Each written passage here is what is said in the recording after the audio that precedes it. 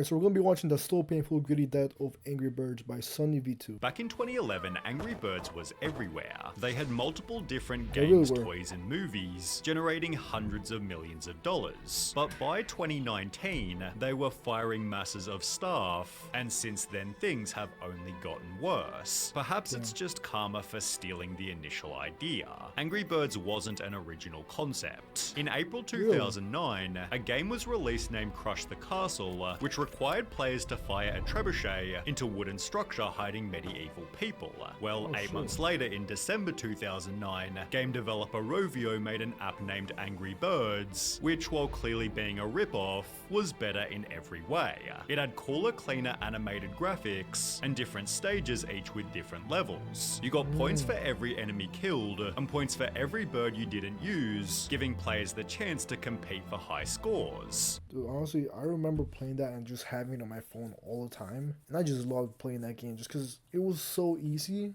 and it was like so addictive to like kill those little pigs. I love this game, but I also didn't know that it was a knockoff of another version. So I wonder what happened to the other game, to be honest. Throw in 5 different birds with 5 different abilities, as well as a cool, catchy soundtrack, and it's easy to see that Angry Birds was better.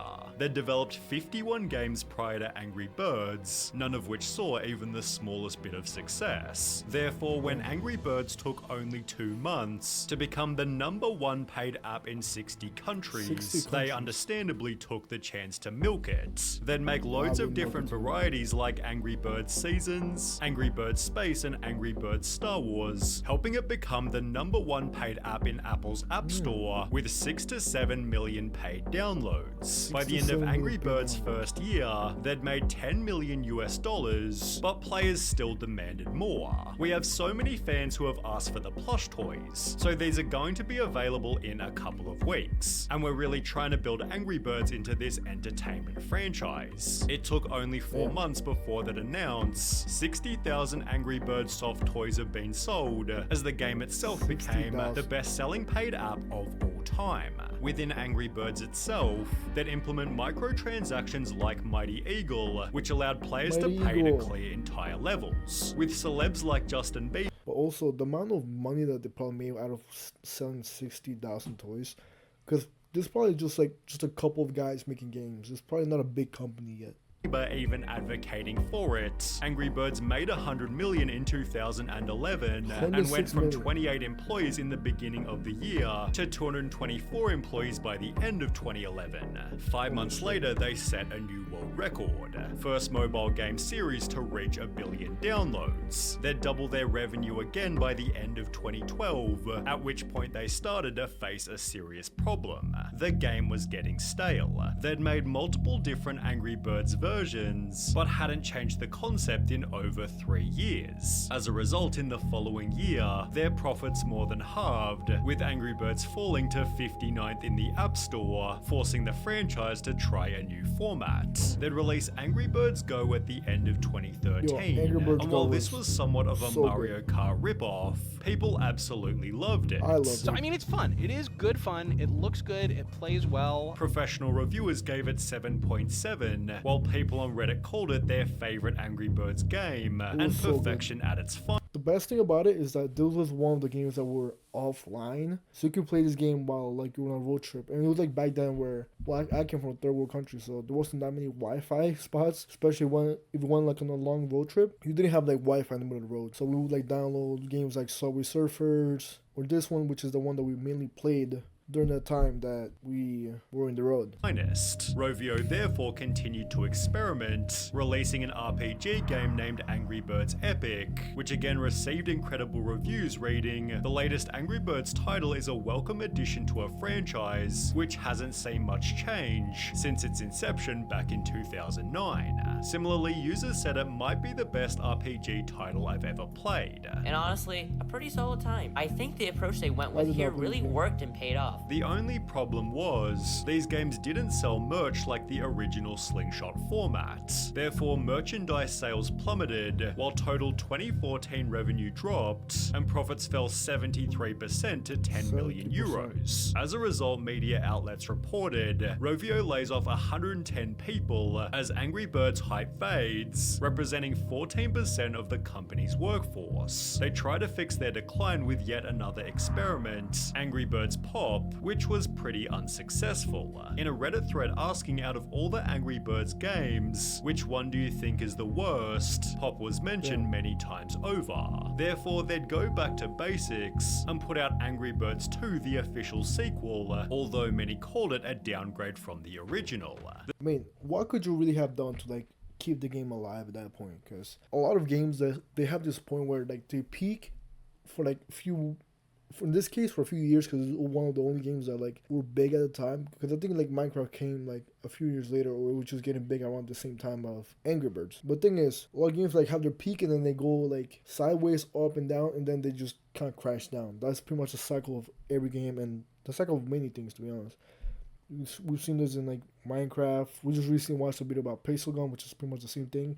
That after a while, a video game is gonna get repetitive, and if you add too many things to it, it's eventually gonna die. So, bro, I would have milked the fuck out of this game and then just created so many things to make the most money out of it possible. Especially like out of the plushies, I would have just started producing like millions, not millions, but like hundreds of thousands of when it was first popping out, just because it was such a big game. It was filled to the brim with microtransactions, clearly annoying the fan base who wrote, "This is a very greedy game that keeps sucking money out of you. If you play well, the game becomes harder and harder until it's impossible, and then you either have to replay each level 10 times or buy gems. The game is just trying to throw you off balance and get under your skin so that you pay more." The official IGN review said the game took significant steps backward for the massively popular series. Angry Birds 2 is missing key parts of what made previous games so universally compelling to gamers both hardcore and casual, young and old. Still, due to its intense monetization, Angry Birds 2 became their highest earning game. Surprisingly, however, that very same year, they'd announced losses of almost 15 million and would fire a further third of their workforce, this time being over 200 people. This seemed to imply that Angry Birds was dead until they'd make an unexpected comeback. Turns out they'd spent the previous 3 years privately developing the Angry Birds movie. At a cost of 73 million, they'd made a risky bet, but with a star-studded cast and a fun little story, the Angry Birds movie did surprisingly well. It made over 350 million from its 70 million budget and put Angry Birds back into the public spotlight. People began replaying their previously released games, while Angry Birds theme parks popped up in different countries. Media outlets reported Rovio Games had its best year ever in 2016. However, the gaming releases that Angry Birds was known for was still declining in quality.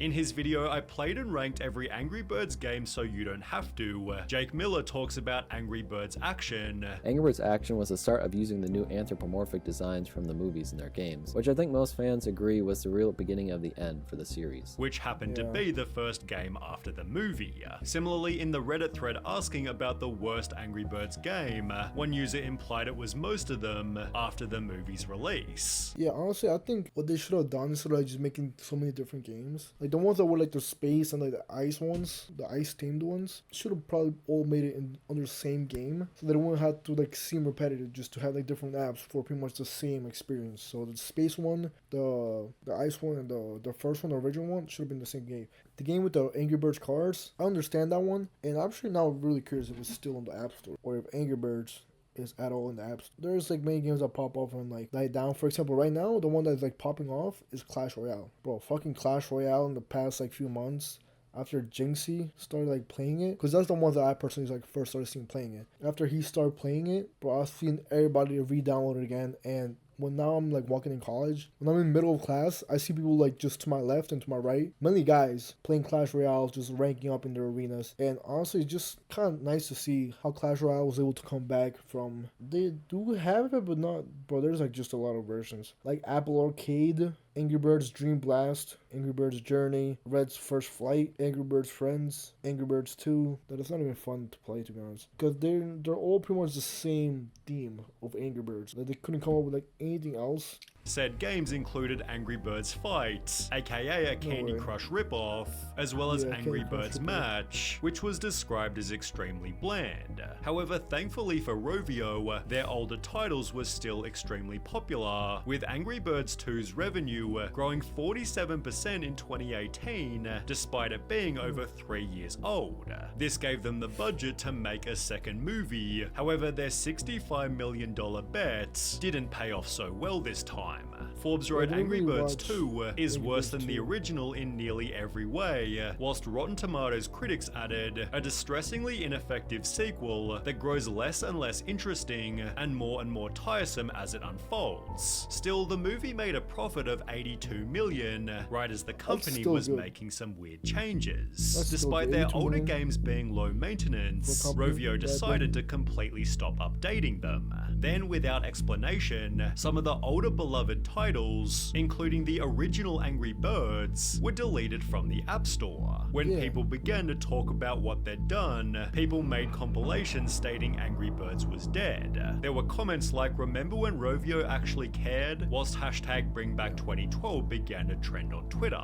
Things got so bad that Rovio apologized, stating they only did it as maintaining the highest quality of updates and live operations isn't possible with our older games. In response to the backlash, that announced they planned on redeveloping Angry Birds Classic, which was re-released on the App Store in 2022. But at a price of $1.99 with no in-game purchases, they'd changed Classic's name to Red's First Flight, making it harder to find in the App Store, thus prompting players to buy the newer, more profitable games. This successfully fooled some people who struggled to find it on the App Store. However, others knew exactly what Angry Birds was doing. They got rid of the old ones so that you would have no other choice than to play the modern Candy Crush-esque games. They despised the games that made the company and so lost its spirit. Rovio basically confirmed this, openly stating they changed the name due to the game's impact on our wider games portfolio. They further requested that fans continue to bring that passion to our live Angry Birds slingshot games, such as Angry Birds 2, however players weren't too happy. We hope those fans can continue to bring that passion to our other games which have been designed to be more psychologically manipulative and stuffed with more microtransactions. Fixed it for you. The drama was so severe, it seemingly halted any future games, as Angry Birds Classic is still the most recent title, released way back in 2022. In 2023, Rovio was sold to Sega, although this has done little to fix their reputation. One recent tweet expressed, "I very much still love Angry Birds. That said, the current state of it is dog shit. My hope for the franchise is at an all-time low right now. I'll just continue to enjoy what I love about it, but it's sad to see what it's become. Despite everything, Angry Birds isn't finished, as they just announced they're making a third movie, although with the rest of the franchise in decline, its performance might be interesting." Dude, I didn't know there was gonna be a third movie. And now I wanna watch the trailer. Hold up, we have to watch the trailer now. The Angry Birds Movie 3 launching into production.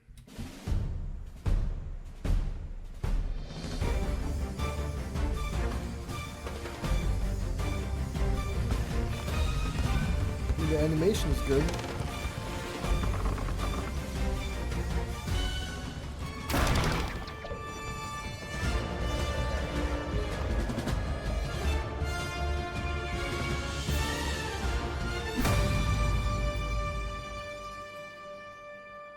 That's it. They couldn't make a fucking better trailer than this. It's been a year. There's no new updates.